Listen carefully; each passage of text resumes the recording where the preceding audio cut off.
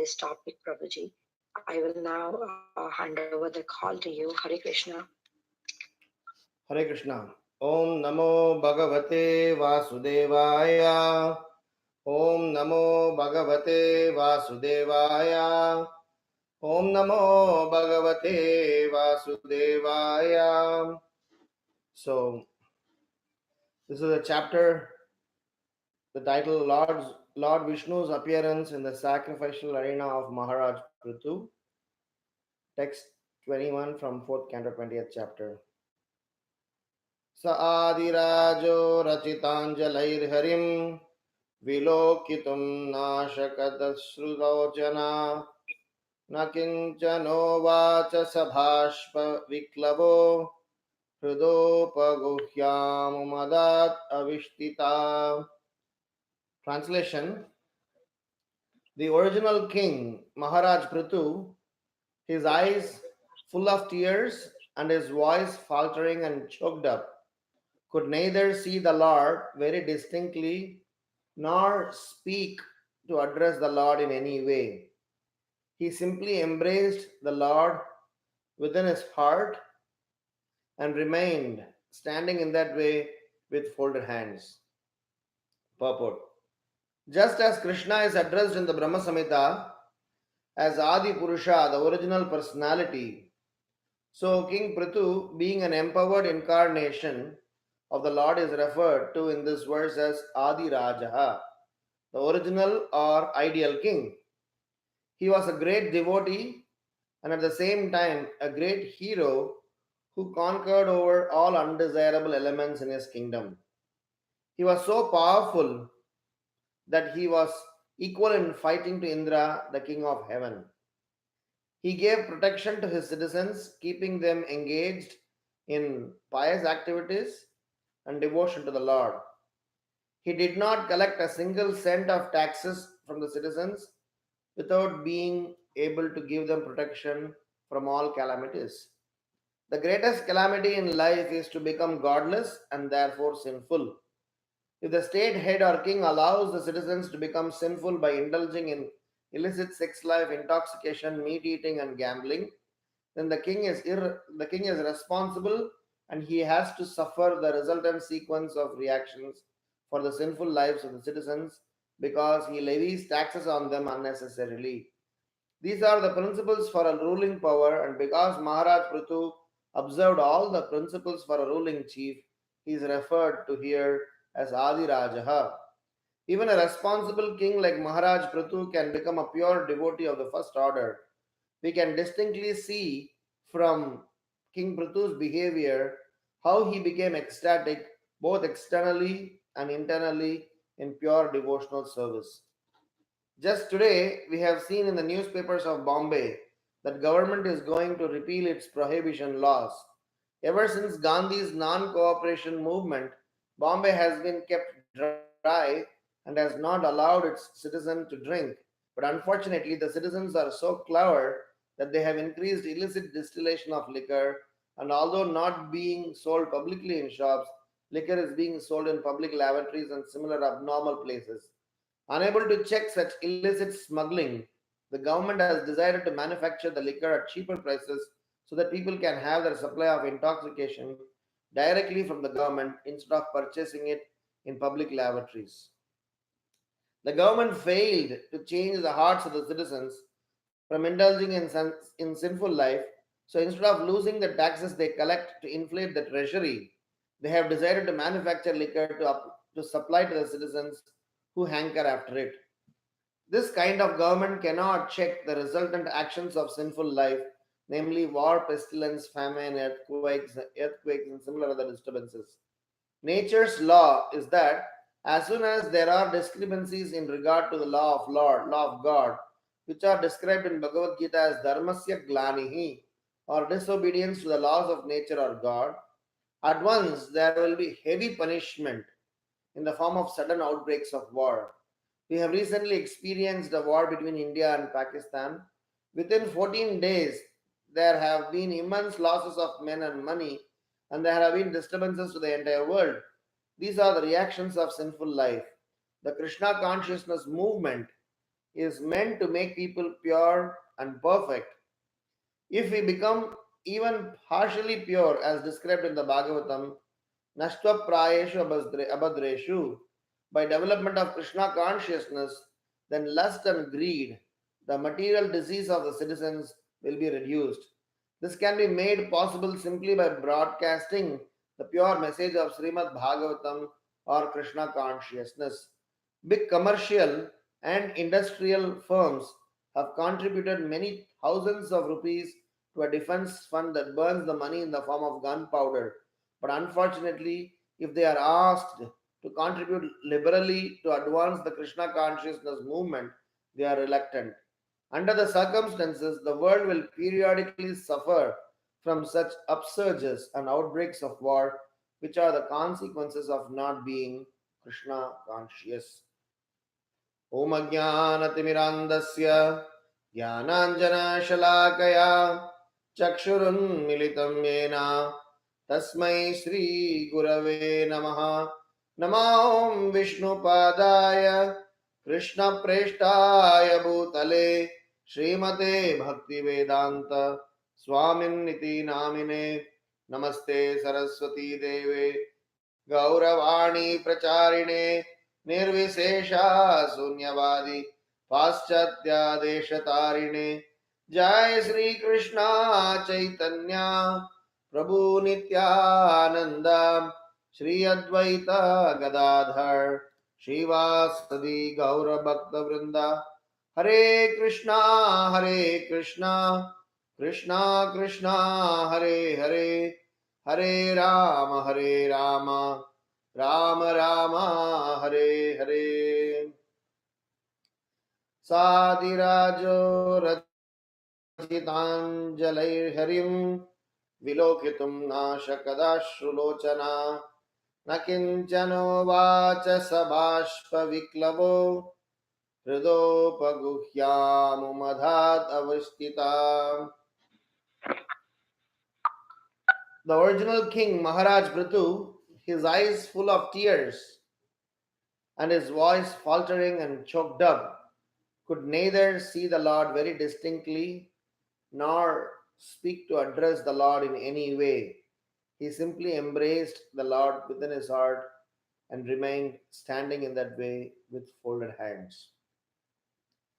So it's a very interesting series, Maharaj Prithu, and lot of wonderful instructions and lessons that we get to learn from Srimad Bhagavatam, especially with different episodes. So, this particular shloka is in the context where Maharaj Prithu was performing uh, fire sacrifice, set of fire sacrifices. He was going to do 100 Ashwamedha Yajna, and basically he was going on progressing in his commitment, and then Indra became restless, and when Indra felt that Maharaj Prithu will be more powerful than him very soon, so he kind of dressed himself as a bogus sadhu, and he disturbed the fire sacrifice by stealing the horse kept for the sacrifice, and in the process so much of uh, so much of endeavor had to be put in from Maharaj Prithu's side. His son Vijitsava used to go on every time get the horse back, and they kept on succeeding in every single sacrifice that they were doing. Finally, Brahma thought that this is a futile effort by doing this fight and arguments and waste of resources. He requested Maharaj Prithu to relinquish, give up the spirit of fight, rather than the focus of this fire sacrifice is to get self-realization. So he requested, even though you don't fulfill your commitment of 100 numbers, 99 times Maharaj Prithu succeeded, but then Brahma said that let's not complicate the situation more, and he requested Maharaj Prithu to end the fire sacrifice. And as soon as Maharaj Prithu obeyed the instructions of Brahma, the real purpose for which the fire sacrifice was performed is to please the Lord, is to definitely uh, get the Lord's benediction, and that happened. Lord Vishnu appeared in the fire sacrifice, and this current verse is in the context after Lord has spoken, Lord has expressed his his happiness over Maharaj Prithu's conduct. Maharaj Prithu is now standing in front of him, and probably uh, he is not knowing what to do now. So he is he's completely taken aback, surprised, elated, happy, and completely in ecstasy. So that's where we are. And it is explained that a result of a process, Prabhupada says, a process is decided falena parichiyate, just by the fruit or the outcome is tested by the fal, the fruit of the process. So here Maharaj Prithu's endeavor is acknowledged by Lord Vishnu, and Lord Vishnu is glorifying, appreciating um Maharaj Prithu's action. And the interesting aspect of this is the Lord is bestowing Maharaj Prithu with a benediction. And the benediction that Lord is giving is just for the work or the service that you rendered so far. You are going to have a good fortune of wonderful devotees visiting your house. So the result of all your parishram, all your endeavor is going to be acknowledged when these devotees visit your house. He said that Sanat Kumaras, they are going to visit your house, and they will be giving you directions and advice and instructions for you to advance in Krishna consciousness or devotional life. So we are going to have some sets of reflection, and through this set of reflections, we are going to churn this particular shloka or this the particular context. We will go little bit one or two shlokas before, one or two shlokas after, to get the full picture of what we are going to discuss today. So Lord Vishnu appeared in the fire sacrifice, not uh, just like that. For the Lord to bestow benediction upon us, there are two processes. One is the standard way by which we do sadhana bhakti, purify our consciousness, purify our anarthas, and eventually raise our consciousness up. And secondly, it is about Ajnana Sukruti. So it is by causeless mercy of the Lord, where we do not know what the cause is, but then the special mercy is bestowed upon us. So in this case of Maharaj Prithu, he got the blessings of Brahma. He definitely have shown by his own action about his commitment in keeping up the vows, and it was explained that the Supreme Lord has appeared because of abundantly worshipping. So the point that Parikshit Maharaj was told, the very previous verse 19, King Prithu abundantly worshipped the lotus feet of the Supreme Personality personality of Godhead. So, our first reflection is going to be on that. What is called abundantly worshipping? Because we are all used in our lives where we go and stand in front of the Lord, make some offerings, make some prayers, and without any shame, we immediately ask for the Lord to bestow special benediction upon us. So somehow or other, our culture or our education or our situation is such that we ask as soon as we make an offering. Just because I made an offering, I have to ask, or I am entitled to get something from the Lord.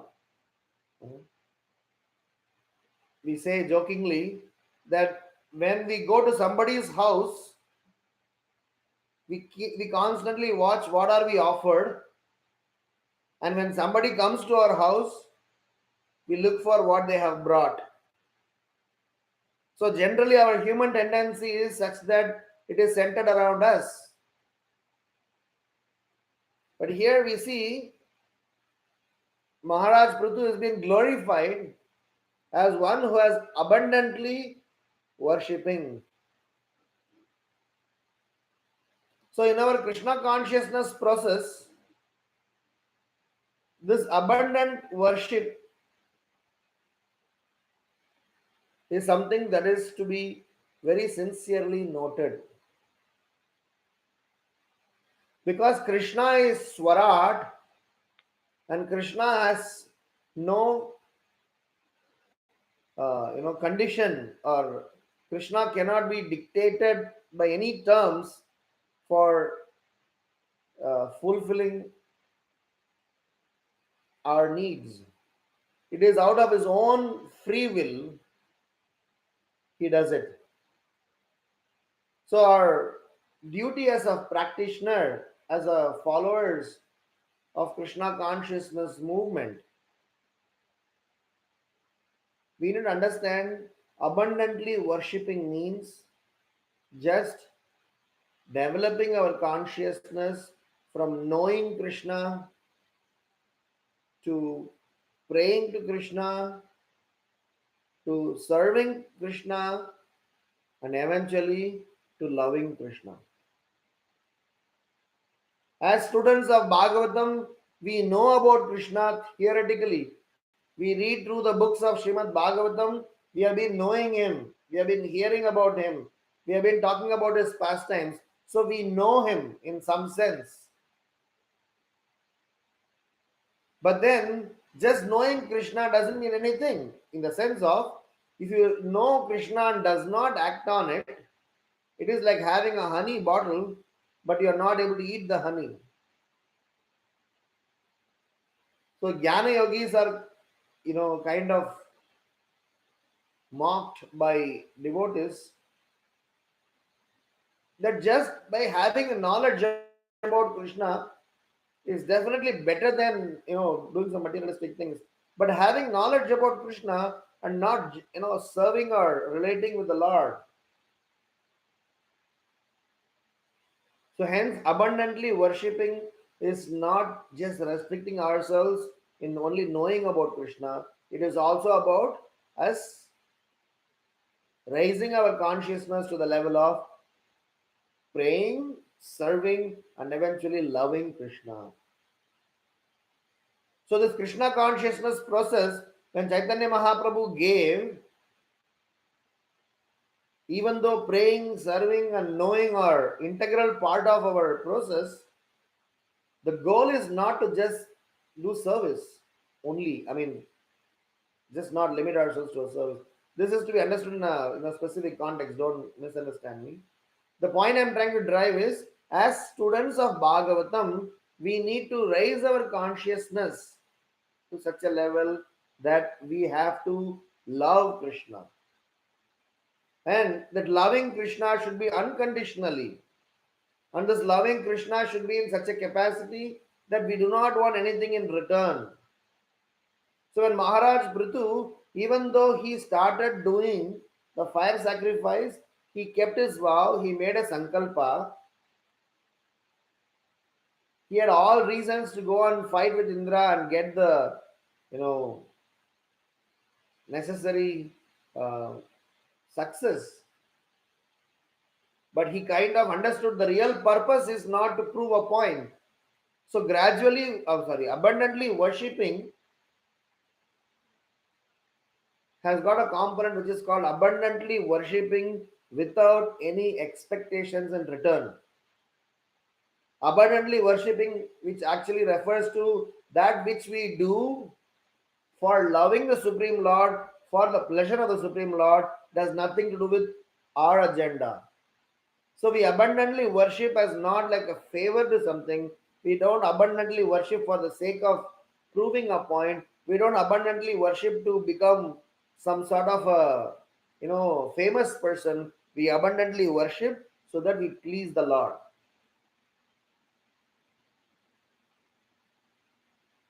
So that's the first step. So even before, this is what happened in Narada Muni's case. If you look at Narada Muni's previous life, he was serving the Paramahamsas. He got remnants from them. And he got so much elevated in his consciousness that he got the vision of the Supreme Lord. But after he got the vision of the Supreme Lord, the vision vanished, or he could not see the Lord anymore. And suddenly he lost the vision of the Lord. He got, a bit restless.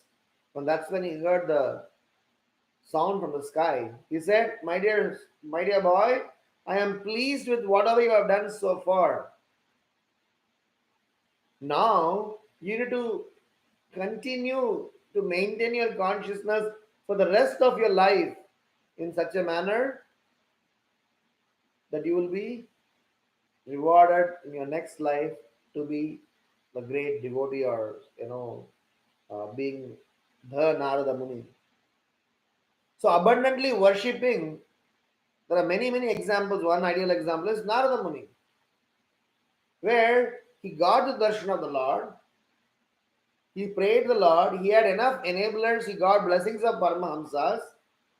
But still, he had to finish the entire course of his life and lead a life of commitment, lead a life of principle for him to eventually become Narada Muni. So, in our own lives, we are definitely better off than what we would have otherwise been doing as a part of a materialistic person.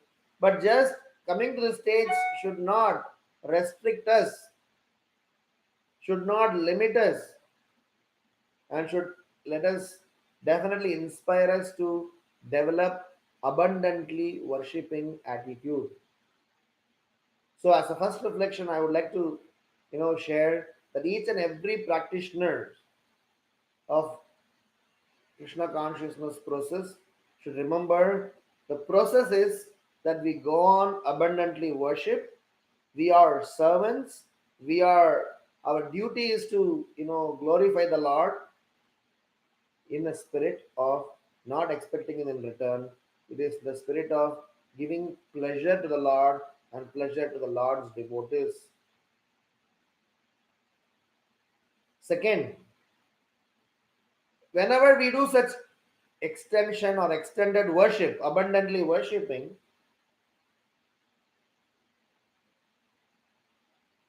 the Parikshit Maharaj is being told by Sukadeva Goswami, so just because you are abundantly worshipping,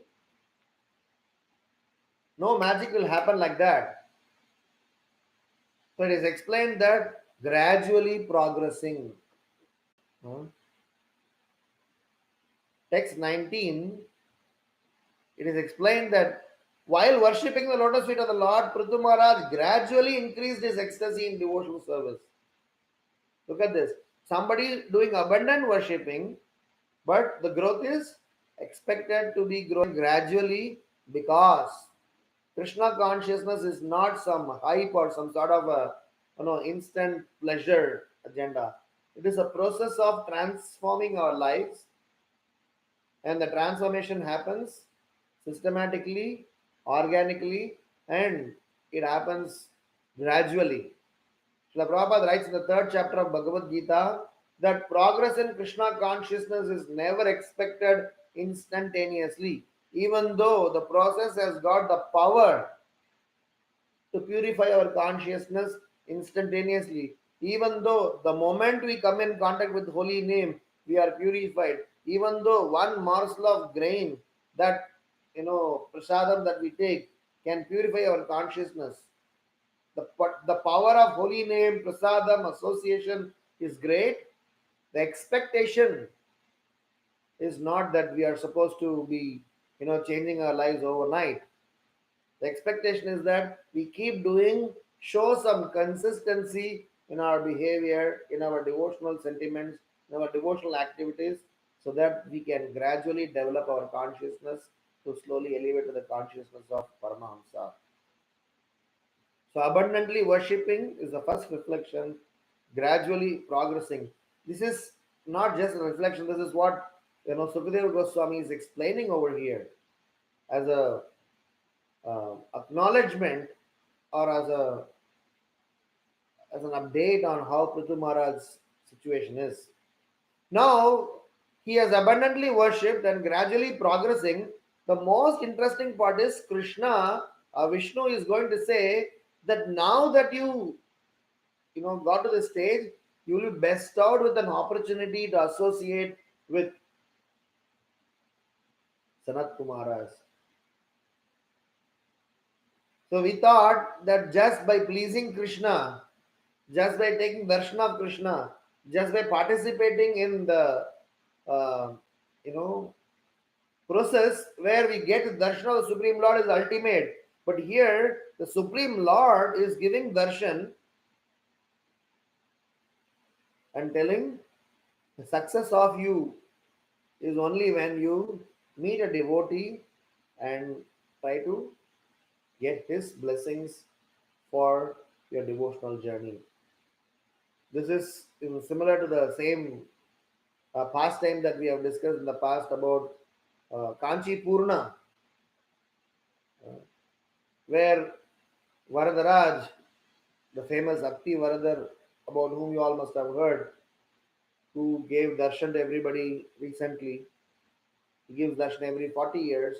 He spoke to Varadara, he spoke to Kanchi Purna. Kanchi Purna can correspond top to Varadaraj, and when Kanchi Purna asked the Lord, my dear Lord, when can I make it to the spiritual abode? The Lord said, now just you're serving me. The day will come when you start serving my devotees. So probably that's when you will be able to participate.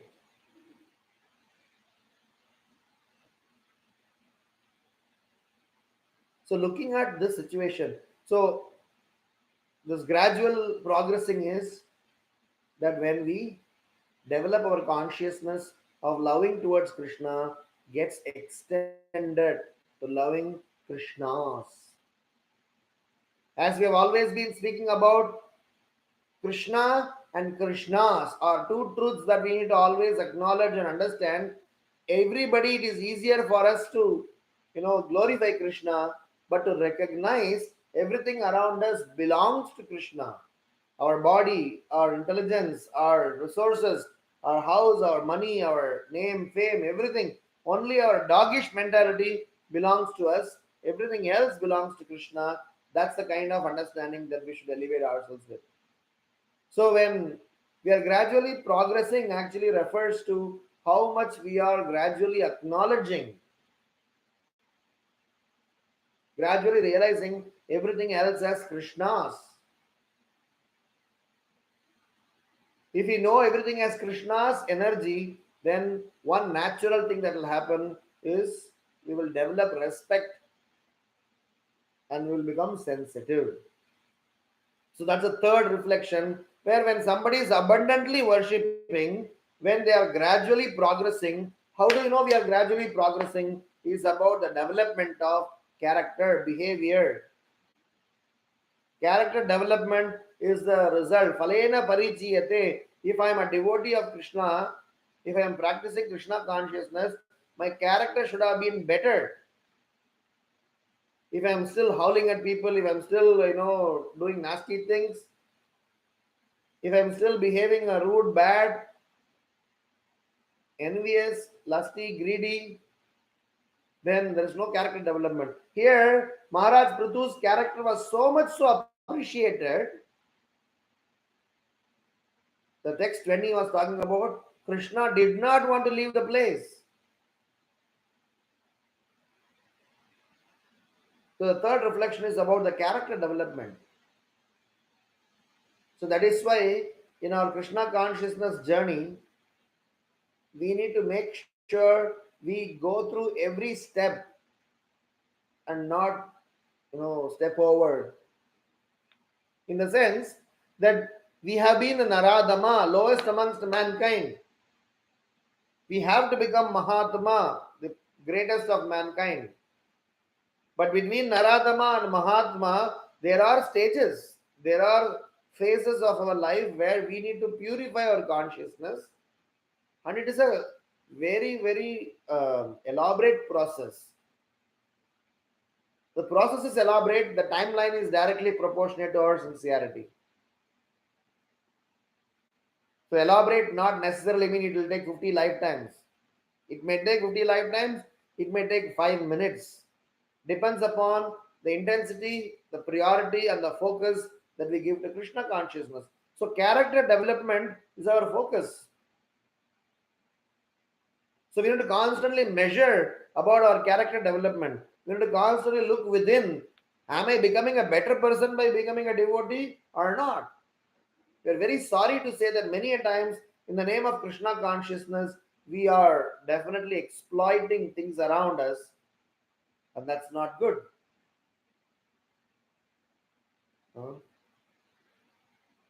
Abuses, abuses in marriage, abuses to children, the way we abuse our financial resources, the way we abuse our relationship with devotees, the way we misuse things that are coming our way as a result of Krishna consciousness. Because as a result of Krishna consciousness, we may get name, fame, prosperity, followers, position. Krishna wants to give all those things freely because Krishna is magnanimous. Krishna is not trying to hold anything with himself. Because it is easier for Krishna to give all of those things to us. But a devotee doesn't want any of those things. Devotee wants Krishna. So that is why Krishna is reserving himself. Krishna is, holding back before he gives himself. He tries to give his energies to everybody. Take money, take position, take. You want to take. If you are satisfied with that, okay, finished. I can focus on something else. But a smart one, an intelligent devotee is the one who does not want any of those things. They say, my dear Lord, we want you.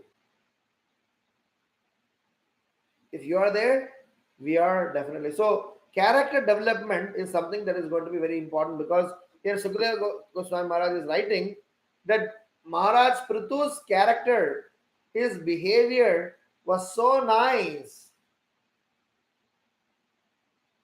that Krishna did not want to leave that place. Lord's lotus feet touching the ground, Lord's lotus feet touching the earth. He is staying there. Even though he has to leave, he finished his conversation. He is waiting.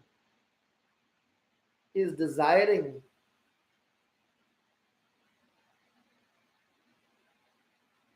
It is said that in Nectar of Devotion, in one place, Rupa Goswami says that Krishna is so much captivated to the love of Srimati Radharani that he used to long for the touch of Srimati Radharani. Not just touch, even the upper garment, the chunni of Srimati Radharani, if it touches Krishna's body, Krishna used to get goosebumps. Krishna used to get completely lost. Krishna has to go mad. So Krishna enjoys spending his time with his beloved people. He does not want to leave the place, but the basis of them for the Lord to remain in our place is our character development. That is why cleanliness is one of the basic principles of dharma, and cleanliness of consciousness means we can attract Krishna. Cleanliness is Srimati Radharani, and character development is important, and that is why Vaishnavas are blessed with 26 wonderful qualities. As a barest minimum, we should know what are they, and these qualities are supposed to be inculcated. We need to work towards developing them. That is why Srila Prabhupada says our process is cultivation. In the introduction to Nectar of Devotion, Srila Prabhupada writes, in the place where Prabhupada is talking about Anusilanam, he says Anusilanam means cultivation of Krishna consciousness principle, means not just development of consciousness. So cultivation actually means we have to do some actual putting things in action. Many a times we just say that I'm working on my consciousness and do some deep study, great, glorious, fine. But where is an action? If it is not in action, Srila Prabhupada writes there, cultivation means two things. Number one, removal of unwanted things in the heart. And number two is that having some goals, setting some targets, and working towards that. You can read in introduction to Nectar of Devotion. So cultivation actually means that if we are not working towards uprooting some unwanted things in our heart, then there's no fun. And if you are not trying to set a goal, you will always be, thinking things are going okay. So it is extremely important that we need to work on character development. So when we develop this character, then what happens is that Krishna wish to see us as much as we wish to see Krishna. So to be seen is considered as more glorious than to see the Lord. So in this verse that we just read today, Maharaj Prithu is glorified as Adi Rajaha because his characters are noble, he is principled person, and he is working in such a manner that he is setting a precedence to all the future generations how to lead a responsible life.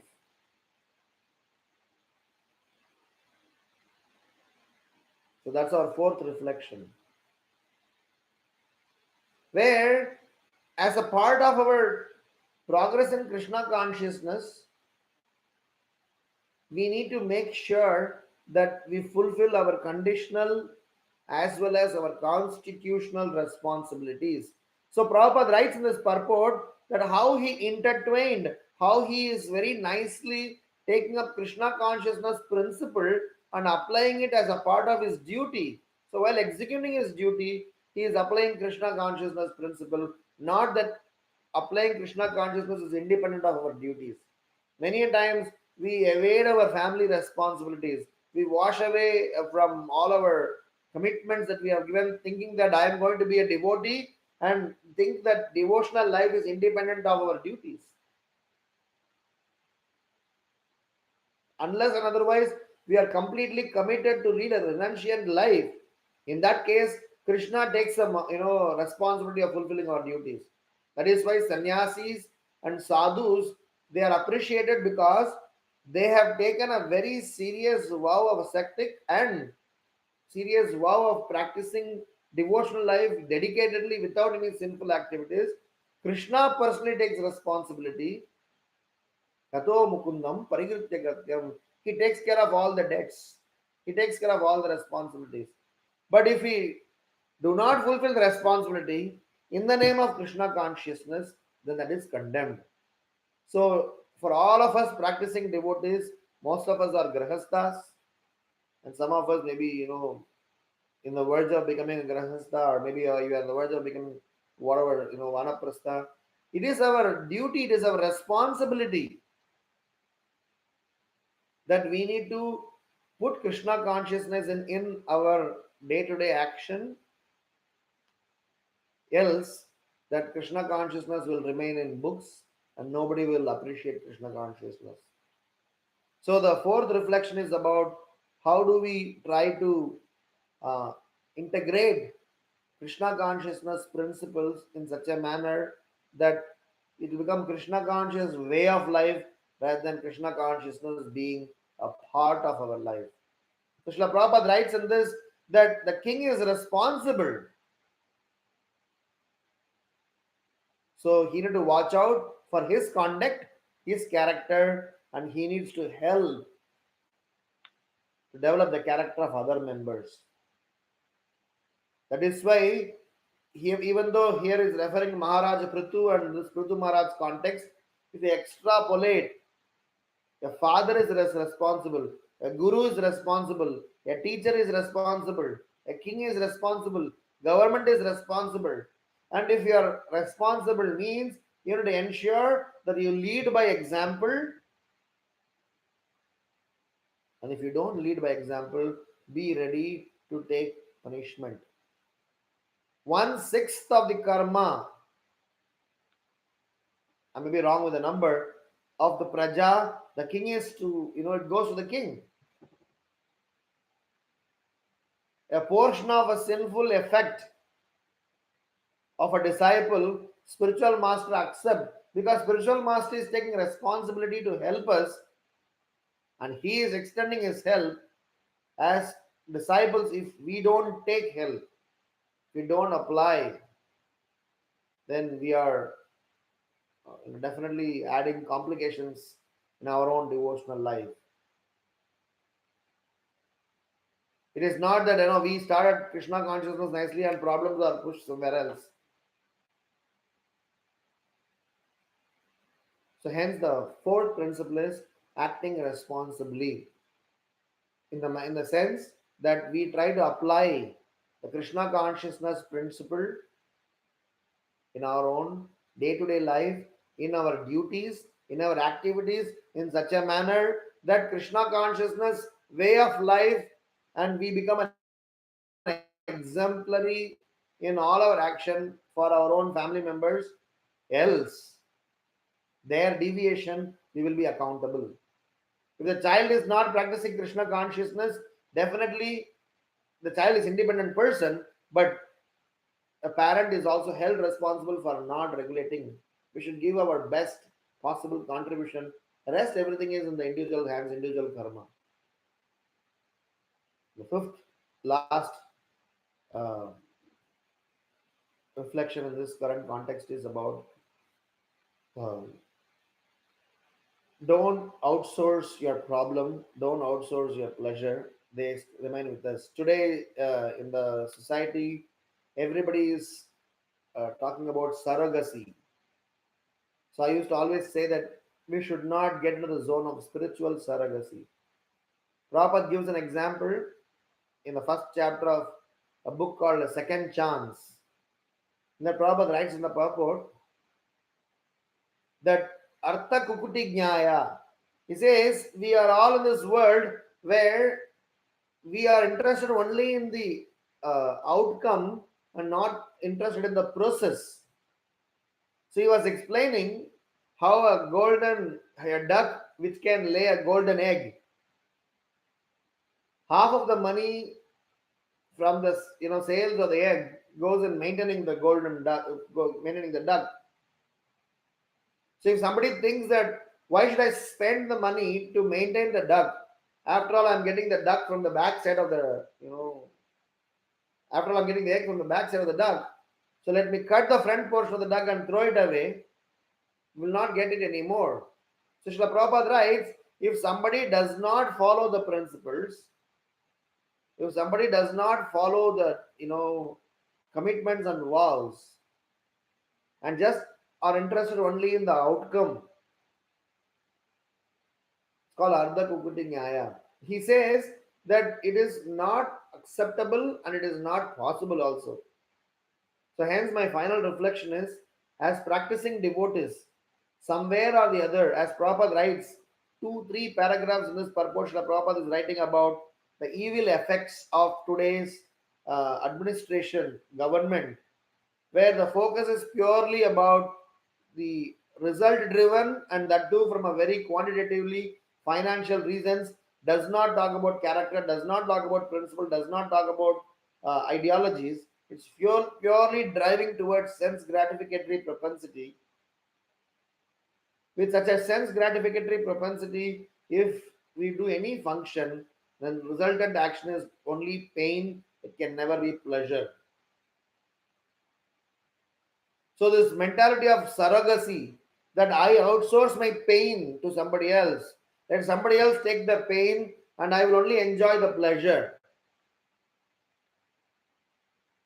Huh?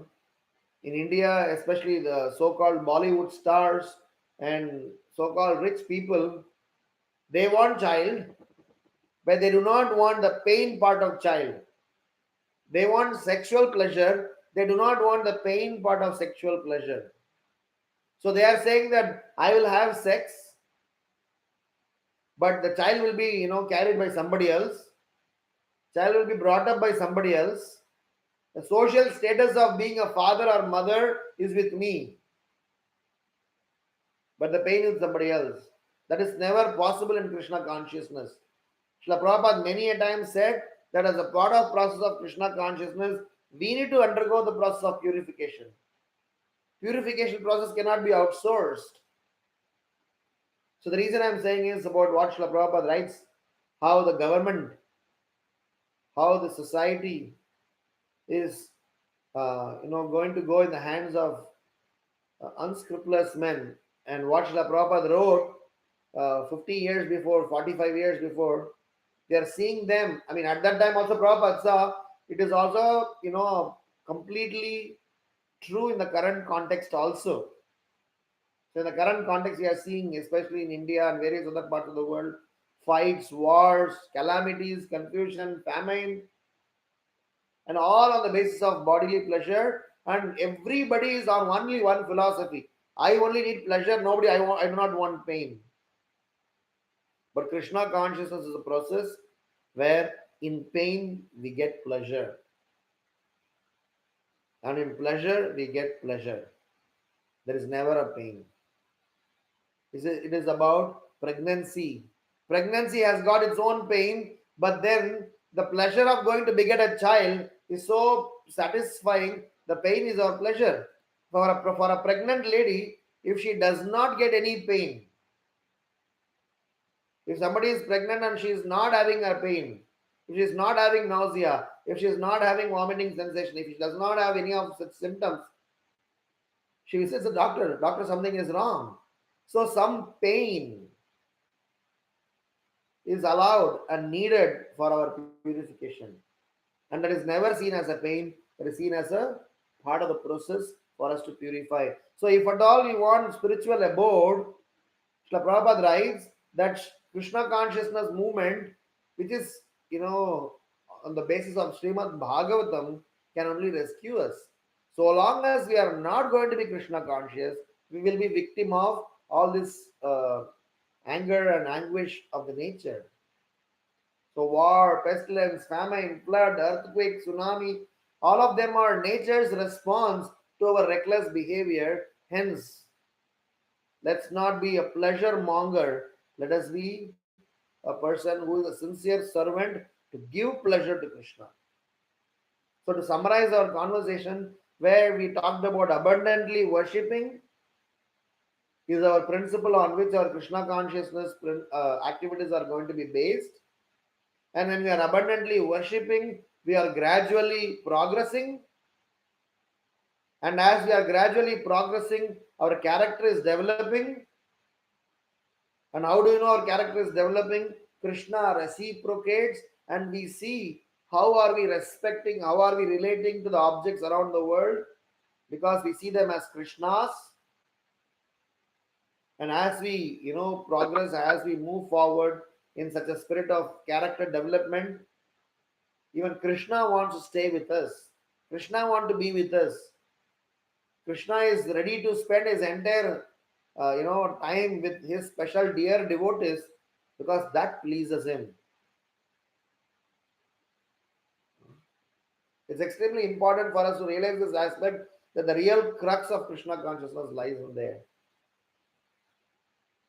Then we spoke about how to apply these principles in our day-to-day action in terms of cultivation. So cultivation actually means doing things in action. So it has to be, you have to put it in practice, not just words, not just consciousness, not some qualitative stuff. Krishna consciousness means action. Here, Prithu Maharaj is showing by his action, and he's going to see the result of his action is he's going to get the association of Sanat Kumaras. And finally, as a part of this action, let's look for spiritual endeavor mixed with commitments, service, glorification, and definitely some reflections for improvement, and not just look for only some golden egg only. If at all we want to have a very glorious outcome, there's a glorious process involved. So spiritual life does not endorse the principle of surrogacy, where I carry the pain of you and you just get the result.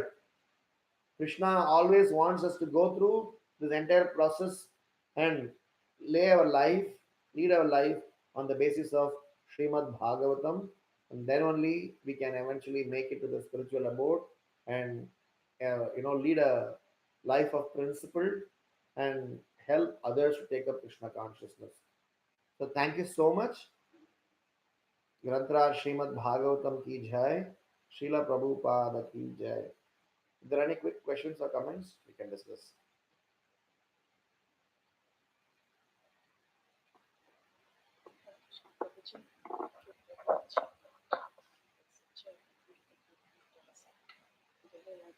Describing about abundantly worshipping and gradually progressing. It was so beautiful. And also the point about it is important that in process when there is pain, a lot of purification is brought about. So without pain, it appears that there is something wrong. Very nicely said. Very, very beautiful, Prabhu. Very thought-provoking as usual. Thank you for the wonderful class. Thank you. All glory to Prabhupada. No questions, but the class was very nice. Thank you.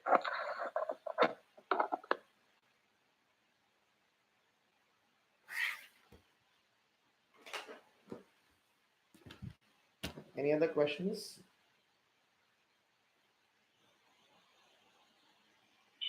Hare Krishna Prabhuji, Dandavat Pranam. Dandavat Prabhuji. Prabhuji, one question, Prabhu. It said in the purport that the Bombay government is trying to, bring the liquor back because the citizens want it. So how do we understand this, Prabhu? The government has tried not to distribute or sell liquor. Now, because the citizens wanted it, they are bringing it back. So it is a problem with the government, or it's definitely, Prabhupada is definitely saying it's about the principles. It is like I was practicing Krishna consciousness so that I get peace in my life.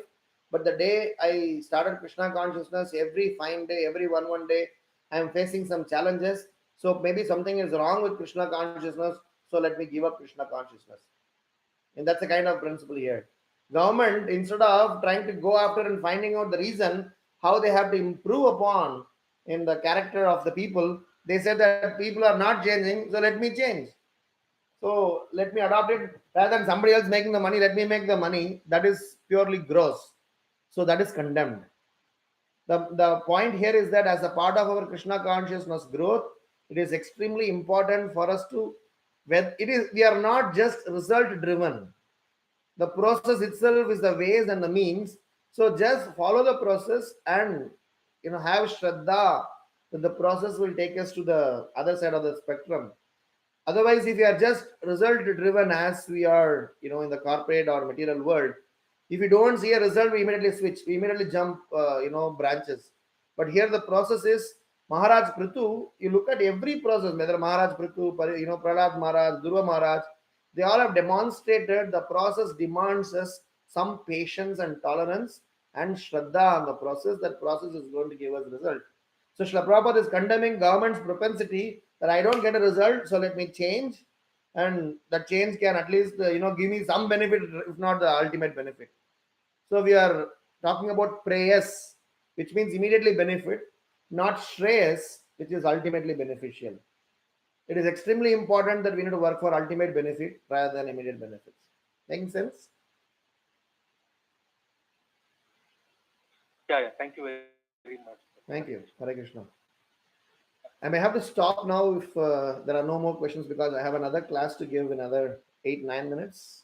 So, if there are any more questions, maybe I can take offline to discuss. Thank you so much. Thank you, Prabhuji. Koti Dandavat Pranam. Srila Prabhupada, Srila Gurudev Ki Jai. As this was very wonderful, very nectarine class, and it's used to us in a day-to-day life, and all realizes it is working. Prabhuji, thank you very much for your education. Hare Krishna. Hare Krishna Prabhuji, that was Pranam Krishna Prabhupada and Guru Maharaj. Very beautiful class, Prabhuji. As you have to go, we need to stop here. So let's pay our obeisances to all the Vaishnavas. Vancha kalpatarubhyascha kripa sindhu bevacha patitanam pavanebhyo Vaishnavebhyo namo namah. Ananta Koti Vaishnava Vrinda ki jai. Srimad Bhagavatam ki